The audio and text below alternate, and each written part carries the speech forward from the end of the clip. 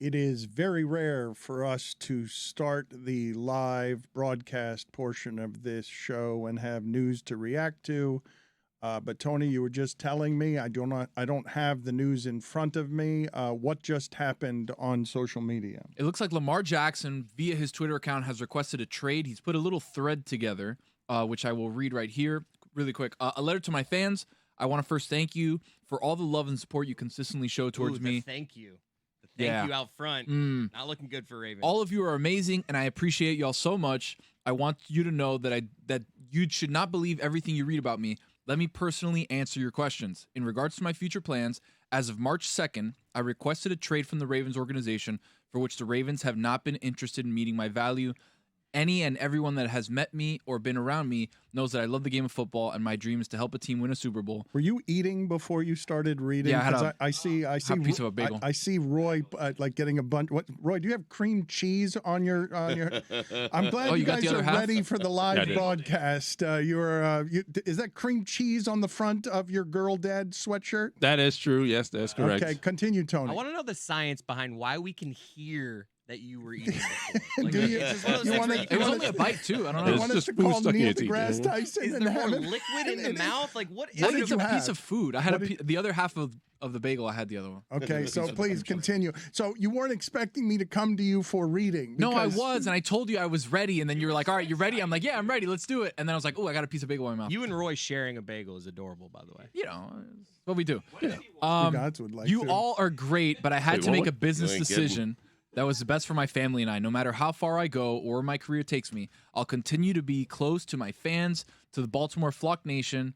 Flock Nation. A dangerous Thank you for one. clarifying. Yeah, It needed just so it. everybody No, knows. it did. No need to censor. Flock Nation. Yep. And the entire state of Maryland, you'll see me again. This sounds good, like goodbye. Yeah. It's really weird timing for him to put that out, right? Because like he said, he requested the trade March 2nd, yeah. and then March 7th they franchised Well, him. So no. Weirder still on timing. At the moment this was happening, John Harbaugh was being asked, do you expect him to be your quarterback? And his response was, I do. Field Yates just put the timing of that out, that Lamar's tweets were coming out as his coach is saying, I expect him back. So it's perfect timing. Another part of the thread, the last one, just said Truz, a lot of Z's, 5 Z's at the end, Truz. Let's stay connected and subscribe to my fan page. That was a heady play. Get the promo in at the end. Didn't he have like a weird thing last week where the NFL sent out this letter saying you're not allowed to negotiate with this person on behalf of Lamar Jackson because he's not an agent, he's not in our system or whatever. And then someone looked it up and said, oh, this guy was shilling like this weird like home gym system. Ken and then, Francis. Yeah. Ken Francis. A lot of people, I was enjoying people putting Lamar Jackson, like wearing a fake mustache and glasses, pretending to be Ken Francis. Because, yes, you have to be a certified agent to negotiate with teams. And this is a guy who's doing a home gym, or not even a home gym, a portable gym company with him. But like it was going to be like one of my funniest things from the sports weekend because like Lamar made sure to get out ahead of it and say, Ken Francis has never negotiated on my behalf or whatever, right? And then the people put out the detail of he's trying to sell this weird home gym thing, right? And then like 2 hours later, Lamar Jackson puts out a video of him using this weird home gym thing and said it's coming soon. So it's like, you clearly are talking to this person. There is a lot of stuff here, Stugotz, to get to, and to me, it's fascinating. Now, Aaron Maben, a former NFL player, has accused the NFL in this instance of both collusion and racism, and I don't agree with either, actually. I do believe that giving guaranteed money to Lamar Jackson, the way that he plays football, and because he's missed, I think, 10 of the last 22 games, there are dangers in giving him guaranteed money. But I told you a couple of weeks ago that I'd be hurt if I were him if Deshaun Watson was getting guaranteed money coming off of what he was coming off of. Sure. And Lamar Jackson wasn't valued that way by his organization. And the Ravens have been smart in this respect, Stugotz, because he's negotiating for himself and they don't want to give him that guaranteed money. They've said, if you think you're worth it, go ahead and see if any team in the league, let's let the league negotiate with you, and then we'll match it if we want to. If someone else gives you the price tag of that money guaranteed plus 2 first-round picks, which is what you'd have to trade for him, which, sort of hurts the negotiation, right? Because it's not just the money. Yes. The conversation around this has gotten a bit convoluted, though, because once you start with Aaron Maben throwing out both collusion and racism, I actually got in my car the other day and found myself bothered because my radio was on one of the NCAA channels, and I get in and I hear on Fox Sports 2 broadcasters saying absurd things after absurd things. I don't know what their names were. They were comparing this to the O.J. Simpson trial. But then one of them actually said of the Atlanta Falcons, because I understand how people arrive at the conclusion that this feels like both collusion and racism when the Atlanta Falcons are immediately saying, in that division, no interest. And then those broadcasters saying one of the most amazing sentences I've ever heard. You don't want to piss off Desmond Ridder. Ah. Oh, snap. 3rd round pick, 2 touchdown passes, and I liked him at Cincinnati, but You got to keep him happy, Dan.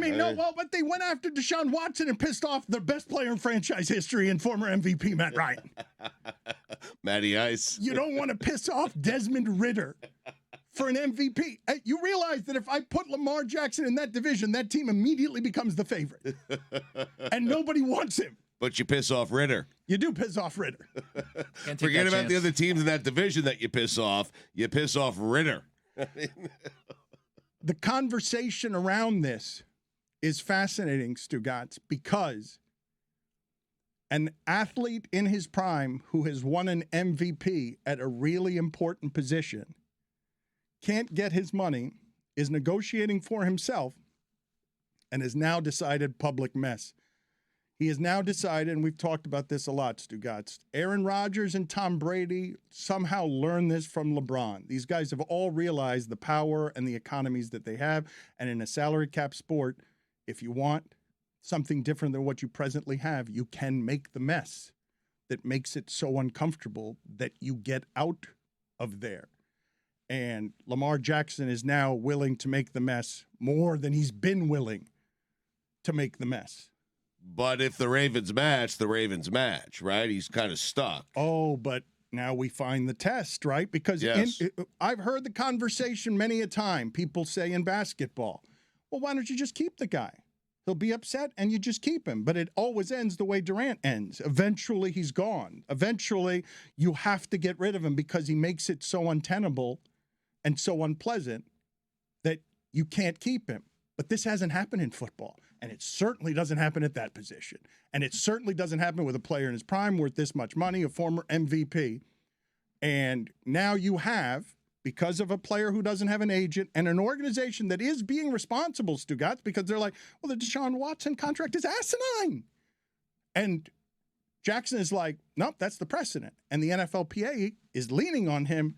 No, make the salary, put it up there in a sport where you can't guarantee the dollars like that. It's crazy in a salary cap sport, Stugotz, that you'd immediately become the favorite if Lamar Jackson signs with your team. And if he gets injured, you're screwed if you give him that much guaranteed money. You become the favorite in the NFC. In the AFC, you become one of a bunch of teams that has a chance of winning a Super Bowl. The interesting part is, can you separate a bad deal that was given to Deshaun Watson, and in Lamar Jackson's case, it seems like he cannot. He cannot get past it. He feels like he's worth more, and I don't blame him for feeling that way. But eventually, because all the owners are upset with the Browns for doing that, eventually I feel like some quarterbacks are going to have to look past that contract, right? It's unrealistic. It was a bad contract. How does this end? Because, it seems like maybe he made a mess too late, right? Because his new team would have to give him a contract that he agrees to, and then they'd have to trade 2 firsts for the Ravens. So why would the Ravens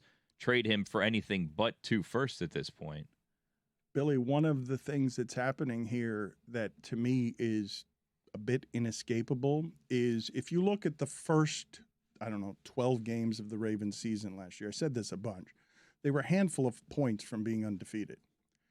And then in the last game, and Jay Glazer was on with us and said the sentence, there is honor in playing hurt for your team. And at the end of the season, it looked like, maybe it's not true, Lamar Jackson knows what's happening with his body, but it looks like Lamar Jackson made a business decision to protect his body, perfectly reasonable in that sport, coming up on contract time, to protect his body instead of the Ravens season, when the Ravens, when he was healthy, were exceptional. And so I'd say to you, when you ask, how does this end, Billy? If he wants out of there, I think he's going to get out of there, because I don't think he'll play unhappy. Like, I don't think if you can already make an argument on behalf of he torpedoed their last season because you play through that injury, according to some. I don't know how hurt he was, and I'm not questioning that. I'm not actually doing that. Some are, I'm not. If the guy he knows his body, and I'm not going to say that he ruined the season at the end when he had an injury and says he couldn't play through it, and others are saying for him that he could have played through it if he wasn't coming up for a contract. But you think this is now a Ravens disrespect thing, meaning if he gets the contract offer he wants and the Ravens match it, you think he still doesn't want to play there? If he gets the contract he wants, but it's with Baltimore. I mean, he's requesting a trade. He's not doing it that way I know, anymore. I know. That's where they were. That's not where they are anymore. We're in the public mess portion of this that quarterbacks are very careful to avoid. Quarterbacks don't want to be the distraction. Quarterbacks don't want the headlines. Coaches don't want the headlines. And now he has thrown lighter fluid on a situation that we've been talking about for 2 months, because I'm assuming that this is happening now because of the combination of they've gone into the market and can't get what they want, and his feelings are genuinely hurt that his employer isn't valuing him the way he thinks he should be valued. Because you say that's a bad contract with Deshaun Watson, I say that's a bad contract with Deshaun Watson. But that's the standard now. And asking quarterbacks to eat it when they're former MVPs, that's usually not how that works. You got to take care of those players when you're the face and the voice of a franchise. Otherwise, the hurt spills over like this. Well, Dan, they got him help. They got him Nelson Aguilar. I mean, what else does he need? that as soon as they got him, he's like, trade. I want to be traded. This is what you have for me. Not enough. Do you understand why his feelings are hurt, though? I don't think the audience says $150 million, your feelings should be hurt. I understand why his feelings are hurt. Because he wants a lot of money guaranteed? And because he wants it from that employer, the one that he's given his body to. Well, that employer's saying we're not giving it to you unless someone else gives it to you, and then we still have to think about it. That's correct. Yeah. And that's why he's hurt. I know. It's hurtful. It is a hurtful thing if you've given your body to that cause, and now he's James Hardening it. He is making the mess that the basketball players make.